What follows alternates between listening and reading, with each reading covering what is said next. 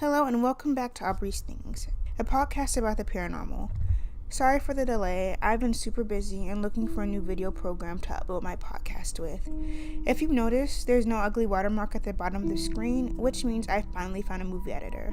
This will pretty much conclude the spirit series, or at least the generality of it. You've become aware of the different spirits, or the most common ones, and now this podcast will go over ways one can contact spirits.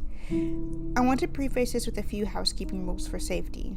If you're contacting an unknown spirit, it's important to set up safety measures. I'll go over a few. Only allow spirits that have your best interest at heart to come into your space. Allow those spirits that will not harm you in any way, shape, or form to interact with you. Ask for the intercession of protective spirits. These can be angels, spirit guides, ancestors, etc. Wear protective jewelry. This can come in the form of gemstones or amulets, and say goodbye when you're finished. Then cleanse the space. I want to stress that it is important to research other methods to protect oneself. These are the ones I use, but it's always smart to have others under your belt. That said, let's get into it. I'll be going over 3 primary ways to contact spirits. These are the ways that I use and will recommend for anyone who's beginning. The first method is perhaps everyone's least favorite method, meditation. Meditation is by far the longest method, and people who want to contact spirits quickly don't typically do this. That said, it is the safest method in my opinion. Meditation varies for everyone.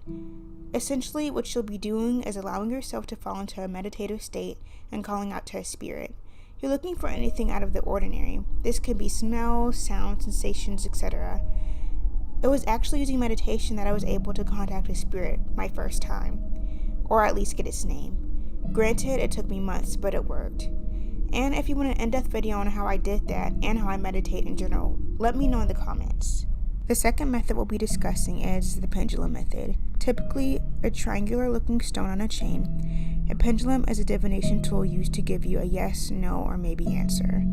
While many have theories as to what's actually answering you, you can use a pendulum to channel spirits.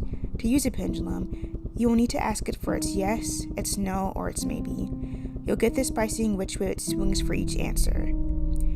To use a pendulum to contact a spirit, you'll need to call out to that spirit, and when you think it's there, ask your pendulum for an indication. It will either tell you yes or no. After you get your answer, you can begin asking the spirit questions.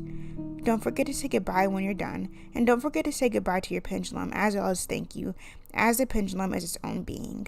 The third method I'll be discussing is the tarot method. With the tarot method, you'll be using a tarot deck. A tarot deck, like a pendulum, is a divination tool. It gives you insight on your future. However, it can be used for spirit work too. The concept is the same as the pendulum method. You'll be using a deck in order to channel spirits and what they're saying. Take the proper precautions, get into your meditative state, and call out to a spirit. The benefit to the tarot method is that you can ask more than yes or no questions, as each tarot card has a specific meaning to it. I would recommend shuffling your deck as you're asking a question. So these are the 3 methods that you can use to contact spirits. If you've contacted spirits before, what methods have you used? Leave it in the comments. And until next time, see you again on Aubrey's Things.